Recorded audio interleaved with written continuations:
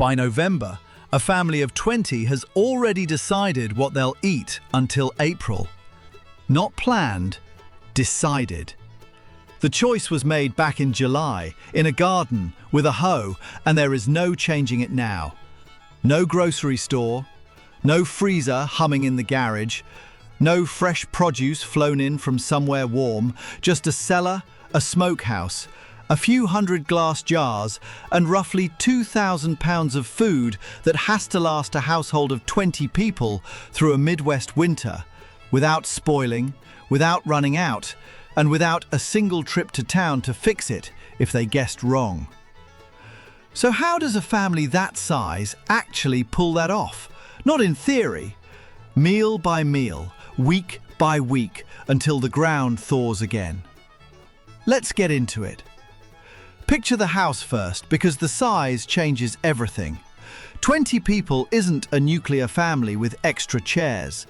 That's grandparents, parents, and somewhere around a dozen kids stacked in age from toddler to nearly grown, all eating 3 real meals a day, every single day for 5 straight months, where nothing new is coming in from outside. A modern household of 4 burns through maybe a shopping cart of groceries a week. This house needs the equivalent of a small grocery aisle every week from a pantry that was filled once and never restocked. That math is the whole story. Everything else is just how they solved it. Go down into the cellar first, because that's where winter actually starts. It's dug into the earth on purpose, half underground, so the temperature barely moves even when it's 15 degrees outside. Walk down the steps and the air changes before your eyes do. It smells like damp stone, vinegar, and dirt still clinging to root vegetables. And it's cold in a way that isn't unpleasant, just still. The kind of cold that means nothing in here is trying to spoil. The shelves are stacked with jars, hundreds of them, sorted by what's inside. Green beans on one shelf, tomatoes, sauce and salsa on another. Applesauce and peaches lower down, where the kids can reach them without a stepladder. Every single jar in that room was picked, washed, cut and sealed by hand over the summer. Mostly by the women and older girls of the house, standing over a hot stove in August heat, so that in January nobody has to. By most accounts, a family running a cellar this size is looking at several hundred jars going into fall. Sometimes closer to 1,000, depending on the size of the garden and how the growing season went. Nobody's counting exactly. They're watching the shelves get emptier and doing the math on whether it'll stretch to spring. Down in the corner, away from the jars, sit the things that were never canned at all. Potatoes, buried in bins of sand so they don't sprout or shrivel. Squash and pumpkins, laid out with a hand's width of space between each one, because if they touch, one soft spot spreads to the next and takes half the shelf down with it. Cabbage heads, wrapped and stacked like they're sleeping. None of it needs power. None of it needs a compressor running 24 hours a day. It just needs to be cold, dark, and checked on. There's a rhythm to how the cellar gets used too, and it usually falls to the younger kids to learn it first.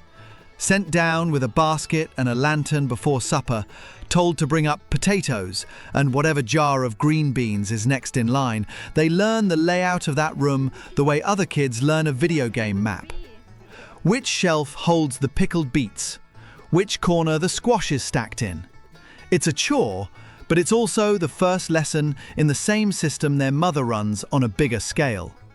Nothing gets grabbed at random. Everything has a place because everything has a shelf life. That's the mild part. That's the surprising but manageable end of the whole operation. What comes next is where it stops being tidy. Because vegetables only get you so far. 20 people working farm labour through a Midwest winter need protein, real fat, real calories, and that means meat. And meat is the part of this system that has no room for error, because meat that goes wrong doesn't just taste bad, it can put half the household in bed at once. So in late fall, before the deep cold sets in, this family holds what's usually called butchering day. A hog, sometimes two, gets processed start to finish in a single day, right there on the property, by the men of the house working alongside neighbours who trade the same favour back when it's their turn. There's no walk-in freezer waiting for the meat when it's done. There's a smokehouse, a stack of curing salt, and a knowledge of exactly how long each cut needs before it's safe. Hams and bacon go into salt cure first, packed and left for weeks until the salt has pulled enough moisture out that bacteria can't take hold. Then they move into the smokehouse, hung over a slow hickory fire for days. Not for flavour alone, but because the smoke itself is part of what keeps the meat stable for months without refrigeration. Sausage gets made the same week, ground and stuffed, and either smoked or packed, straight into jars and pressure canned, sealed under enough heat and pressure that it can sit on a shelf next to the green beans and still be safe to eat in March. Anything that isn't cured or canned right away gets handled the oldest way there is. It goes out to an unheated building, the summer kitchen or a back porch that never sees a fire. And in a real winter, that space becomes a natural freezer. The outside air does the work a compressor would do in any other house.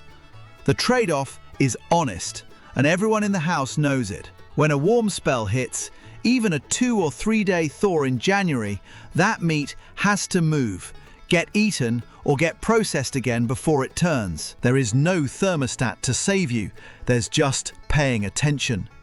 That's the part that separates this from a hobby. It isn't about avoiding modern conveniences for the sake of it. It's that every single one of those choices, the salt, the smoke, the cold porch, the sealed jar, is actually doing the job a refrigerator does in your kitchen. It's just doing it with December instead of electricity. Butchering day itself is worth sitting with for a second, because it's not quiet work. It starts before daylight, with a fire already going under a big kettle of water out in the yard, steam rising off it into air cold enough to see your breath from 30 feet away. By most accounts, the whole animal gets used, not just the cuts you'd recognise from a grocery counter.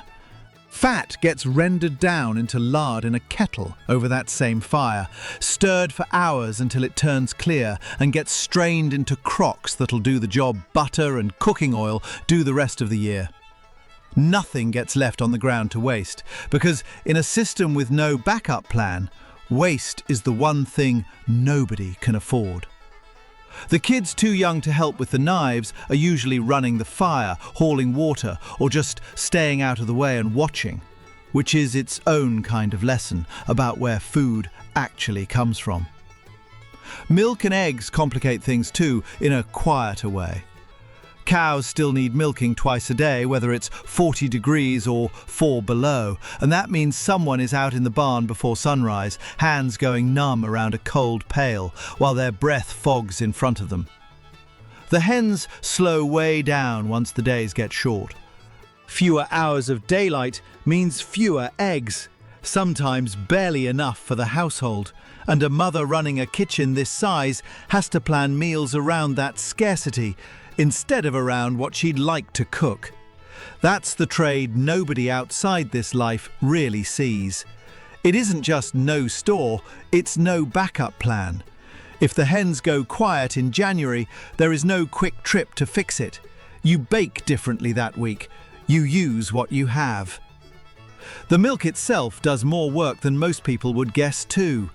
Whatever isn't drunk straight gets skimmed, churned, and turned into butter right there in the kitchen, packed into crocks and kept in that same cold cellar alongside the jars and the root vegetables. Extra gets made into cottage cheese or a soft farmer's cheese, because unlike a jar of green beans, milk won't wait. It has to become something else within a day or two, or it's gone. That single fact shapes the whole rhythm of a winter morning in that house.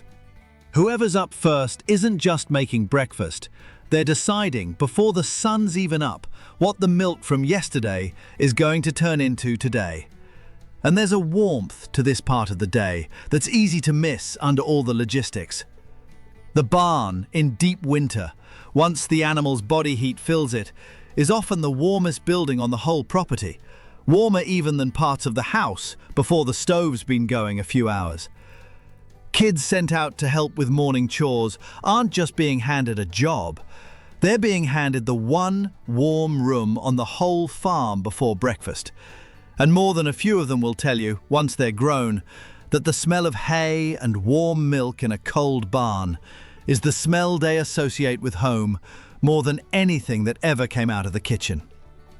And baking, in a house like this, isn't a weekend hobby either. It's closer to running a small bakery out of a farmhouse kitchen every single day for 5 months straight. A dozen loaves of bread at a time isn't unusual, because a family that size can go through that much in under a week. The wood stove that heats half the house doubles as the oven, which means the same fire cooking breakfast at 5 in the morning is also the fire that'll bake bread by mid-morning and might still be simmering a pot of something for supper 12 hours later. Nothing in that kitchen gets to rest. The stove is really the quiet engine behind this entire winter, and it's worth pausing on it because it's doing 3 or 4 jobs at once that a modern house splits across 3 or 4 separate appliances. It's the furnace heating the main rooms, it's the oven baking the bread, it's the stovetop simmering whatever's for supper. And late at night, once the loaves are out and the fire's died down to coals, it's often still warm enough to dry apple slices or herbs laid out on trays along the back of it. One more way of stretching a harvest that ended months ago. Keeping that fire fed is its own full-time, unglamorous job. Someone is splitting wood constantly through the fall, specifically so that stove never goes cold in January. Because in a house heated one way, a fire that goes out isn't an inconvenience, it's the whole system stalling at once. Now here's the part almost nobody outside this life ever thinks about. The detail that actually decides whether a winter like this goes smoothly or badly. Everyone assumes it comes down to the meat or the cold. It actually comes down to something much smaller. The order things get eaten in. Because every single item in that cellar has a shelf life, and a mother running a kitchen for 20 people is doing something closer to inventory management than cooking. The jars that were sealed a little looser, the vegetables with the first soft spots, the meat from the porch after a thaw, those get pulled and used first, on purpose, before anything that'll hold longer. Waste isn't an option when there's no store 15 minutes away to fill the gap. So the whole winter runs on an unspoken rule everybody in the house learns without ever being told it in so many words. Eat the food that's failing first. Save the food that's stable for last. Get it wrong, badly wrong, and you can run short before the garden's even back in the ground. The cellar temperature itself is something the family manages without ever touching a dial. Vents get opened on the coldest, driest nights to let a blast of freezing air push through and reset the room, then shut again before a thaw can creep in and start sweating the walls. Too warm and the potatoes sprout early. Too cold and the jars can crack, glass splitting clean in half from a hard freeze, an entire summer's work lost to one night nobody caught in time. So somebody checks that room the way you'd check a nursery, morning and night, all winter, adjusting a vent here or piling straw against a wall there, keeping the whole space inside a window of maybe 10 degrees, without a single gauge or thermostat to tell them where that window actually is. They just know. The same way they know which jar looks a little cloudy before it's actually gone bad. There's a fermented shelf down there too, separate from the canning, because not everything gets preserved with heat and a lid. Crocks of sauerkraut sit in a corner doing their own slow work, cabbage and salt turning sour over weeks, with nothing but time and the cold room's steady temperature managing the process. It's one of the oldest tricks in that cellar and one of the cheapest because it needs no fuel, no fire, no extra hands, just patience and a stone weighted down on top to keep everything under the brine. By the time deep winter hits, that crock is one more thing on the shelf that doesn't rely on a single flame to stay safe. Apple butter tells a similar story from a different season. Bushels that came off the trees in September, more than could ever be eaten fresh or even canned whole, get cooked down for hours in a kettle out in the yard, stirred by whoever's turn it is, until the whole batch turns dark and thick and sweet enough to spread on bread through a winter when nothing else on the table is. It's dessert, basically, made entirely from a surplus that would have rotted otherwise. And it's another reminder that almost nothing this family grows is allowed to just go to waste. If it can't be eaten now, it gets turned into something that can be eaten in February instead. If you want to actually see how a household plans a winter like this out on paper, week by week, we put together a full breakdown called the Amish Almanac. It walks through the whole seasonal planning process this kind of family runs on, the same way we just laid it out here, just organized so you can actually use it. Scan the QR code on screen if you want it quick, or the link sitting in the description either way. All right, back to it, because the honest ending to this whole story isn't the smokehouse or the cellar. It's a stretch of time most people have never even heard of. Late winter, farmers used to call it the hunger gap, that window in February and March when the full harvest is thinning out fast, but nothing new is anywhere close to ready. The jars on the shelf get fewer, the hams get smaller, the eggs are still scarce. And spring, with the garden and the fresh milk and the full hen house, is still weeks away. This is the part of the system that actually tests it. Everything before this, the canning, the butchering, the smoking, was preparation. This is where you find out if the preparation was enough. Meals get simpler in these weeks.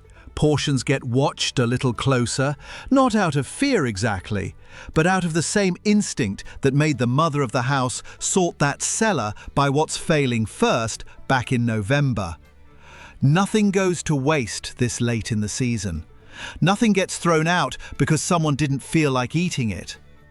And then, usually sometime in April, it breaks.